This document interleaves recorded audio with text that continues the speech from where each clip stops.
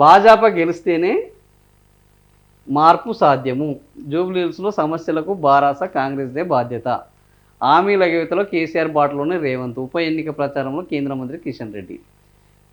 కాంగ్రెస్ బారాస ప్రభుత్వాల నిర్లక్ష్యంతోనే జూబ్లీహిల్స్ ప్రజలు అభివృద్ధికి దూరం అయ్యారని కేంద్ర మంత్రి కిషన్ రెడ్డి విమర్శించారు. నిజమే అనుకుందాం. కేంద్ర మంత్రి చెప్పినట్టు జూబ్లీహిల్స్ ప్రజలు అభివృద్ధికి సంక్షేమానికి దూరం అయ్యారు. మరి గత 10 ఏళ్ల నుంచి వెళ్ళి మీరే కదా ఎంపీ, ఆ జూబ్లీహిల్స్ నియోజకవర్గానికి ఎంపీ. మరి జూబ్లీహిల్స్ నియోజకవర్గానికి నేను ఇన్ని వేల కోట్లని బీజేపీ ఆధ్వర్యంలో తీసుకొచ్చానని కిషన్ రెడ్డి చెప్పుకునే పరిస్థితి ఉన్నదా? భాజపా వల్ల మేము ఈ జూబ్లీహిల్స్లో ఇంతమంది పేదలకు ప్రధానమంత్రి ఆవాస్ యోజన కింద ఇల్లు ఇచ్చాము, ప్రధానమంత్రి ఎంటర్‌ప్రెన్యూర్‌షిప్ స్కీమ్ కింద ఇంతమంది యువతకు ఉద్యోగాలు ఇచ్చాము, ప్రధానమంత్రి మహిళా ఆవాస్ యోజన కింద ఇంతమందికి రుణాలు ఇచ్చాము అని బీజేపీ ఈరోజు కిషన్ రెడ్డి చెప్పుకునే ఆ నియోజకవర్గానికి ఎంపీ ఆయన. కనీసం మొన్న ఉప ఎన్నికలు వచ్చే వరకు ఏ రోజు, ఆ ఎన్నికల తర్వాత మళ్ళీ ఏ రోజు ఆయన ప్రత్యేకంగా పోయి అక్కడ పర్యటించింది లేదు, ప్రజల బాగోగులను పట్టించుకున్నది లేదు, అక్కడ సంక్షేమం ఏమైందని విచారించింది లేదు, అభివృద్ధి ఏమైందన్న ఆరాధించిన పాపన పోలేదు. కానీ ఈరోజు ఏం చెప్తున్నారంటే బీఆర్ఎస్ కాంగ్రెస్ వల్ల అక్కడ అభివృద్ధి అంతా ఆగిపోయింది. మరి బీజేపీ ఏం చేసింది అని అంటే దానికి ఒక లెక్క లేదు, పత్రం లేదు. భాజపాను గెలిపించాలని ఓటమి. జూబ్లీహిల్స్ ఉప ఎన్నికల నేపథ్యంలో బోరబండ డివిజన్లో ఆయన పాదయాత్రను నిర్వహించారు. డ్రైనేజీలు సరిగ్గా లేవు, పారిశుద్ధ్యం లోపించింది, వీధి దీపాలు కూడా వెలగడం లేదు. సో ఈరోజు డ్రైనేజీని బాగా చేయడానికి మీరు కేంద్రం నుంచి నిధులు తీసుకురావచ్చు. స్వచ్ఛ భారత్ అనే మనం ఒక కార్యక్రమం పెట్టుకున్నాము. ఈ స్వచ్ఛ భారత్ కోసం ఈరోజు జూబ్లీహిల్స్ ముఖాన చూసిన పరిస్థితి కిషన్ రెడ్డికి లేదు. ఎంతసేపటికి అంబర్పేట, ఎంతసేపటికి సికింద్రాబాదు, ఆ ఏరియాలోనే మీరు స్వచ్ఛ హిమాయత్ నగరు ఈ ఏరియాలో పెట్టుకున్నారు తప్ప జూబ్లీహిల్స్కి వచ్చిన పాపను పోయింది లేదు. కాబట్టి ఇంక అక్కడ వాటి గురించి మాట్లాడే వీధి దీపాలు ఈరోజు సూర్యఘర్ అనే పథకం కేంద్ర ప్రభుత్వం చేపట్టింది.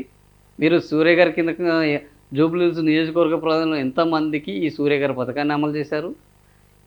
ఎన్ని వీధి దీపాల కోసం మీరు ఎంపీ ల్యాడ్స్లో నిధులు ఇవ్వచ్చు. మీరు ఒకవేళ ఒక మురికివాడలో వీధి దీపాలు లేకపోతే మీకు ఎంపీ ల్యాడ్స్ ఉన్నారు, కేంద్ర మంత్రి ఉన్నారు, మీరు కేంద్రం నుంచి నిధులు తీసుకురావచ్చు. ఇది మీ నియోజకవర్గము, మీ నియోజకవర్గంలో ఉన్న అసెంబ్లీ నియోజకవర్గము.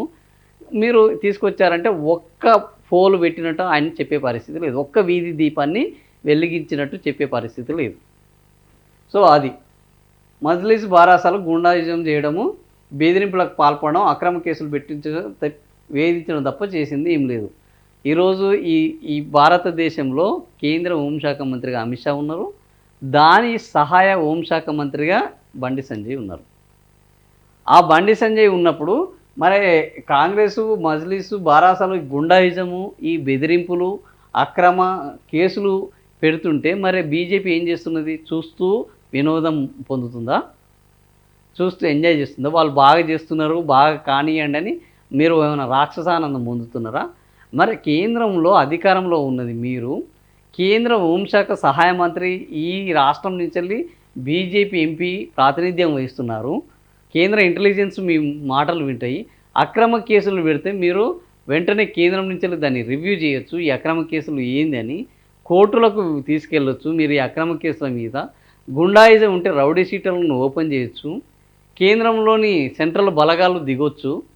ఎందుకు? పశ్చిమ బెంగాల్లో కేంద్రంలోని సెంట్రల్ బలగాలు దిగి నానా రచ్చ చేసినాయి, తమిళనాడులో కేంద్రం సెంట్రల్ బలగాలు దిగి రచ్చ చేసినాయి, కేరళలో కేంద్ర సెంట్రల్ సిఆర్పిఎఫ్ దిగి central reserve force police force దిగి రచ్చ చేసినాయి, కాశ్మీర్లో దిగి సిఆర్పిఎఫ్ రచ్చ చేసినాయి.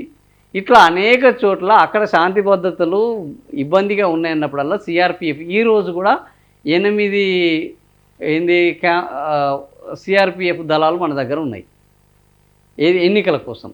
మరి మీరు ఎందుకు ఈ రాష్ట్రంలో గుండాయిజం పెరిగిపోయింది, శాంతి భద్రతలు అమల్లో లేవు, శాంతి భద్రతలు గాలికి వదిలేశారని మీరు బీఆర్ఎస్ పాలనలో కానీ కాంగ్రెస్ పాలనలో కానీ బీజేపీ ఎందుకు చేయట్లేదు అని అంటే దానికి సమాధానం లేదు. సుదీర్ఘకాలంగా అధికారంలో పదవులు ఉంటున్న కాంగ్రెస్ బారాసం, మజ్లిస్ కార్పొరేటర్ల జూబ్లీహిల్స్ ప్రజల అభివృద్ధికి దూరం కావడానికి కారణం హామీలను అమలు చేయకుండా. సో మొన్న ఏం చేశారు? 51 మంది బీజేపీ వాళ్ళు ఈరోజు జిహెచ్ఎంసీ ఏంది కార్పొరేటర్లుగా ఎన్నికయ్యారు. మరి వీళ్ళందరూ ఏం చేస్తున్నారు? ఏం ప్రశ్నిస్తున్నారు? ప్రతిసారి కూడా ఎంఐఎం ఈ జీహెచ్ఎంసీలో అత్యంత ప్రధానమైన పాత్రలో కొనసాగుతున్నది. మేయర్లుగా ఉన్నారు, ప్రధాన ప్రతిపక్ష నేతలుగా ఉన్నారు, అన్ని కమిటీలలో వీళ్ళున్నారు. మరి ఏం చేశారు? తెలంగాణ హైదరాబాద్ అభివృద్ధి కోసము మీరు ఎంఐఎం వాళ్ళను ఏమి అడిగారు? బీజేపీ వాళ్ళు కూడా ప్రతిసారి మొన్న వరదల్లో కొట్టకపోతే జిహెచ్ఎంసీ ఎన్నికల ముందు ప్రతి ఒక్కరికి కొట్టకపోయిన వాళ్ళకి బండిస్తామన్నాడు. బండి సంజయ్ ఇచ్చాడా? ఇవ్వలేదు. అయినా కూడా జనాలు గెలిపించారు మీ మాటలు నమ్మి, మీరు ఏదో చేస్తారని. ఏం చేశారు అంటే సున్నా. వాళ్ళు మొండి చేయి చూపెట్టారు, మీరు వాడిన కమలం చూపెట్టారు తప్ప ఒక్కరికి బండి ఇచ్చింది లేదు. మిమ్మల్ని గెలిపించిన వాళ్ళు ఒక్కరు కూడా ఈ అభివృద్ధికి పాల్పడ్డది లేదు.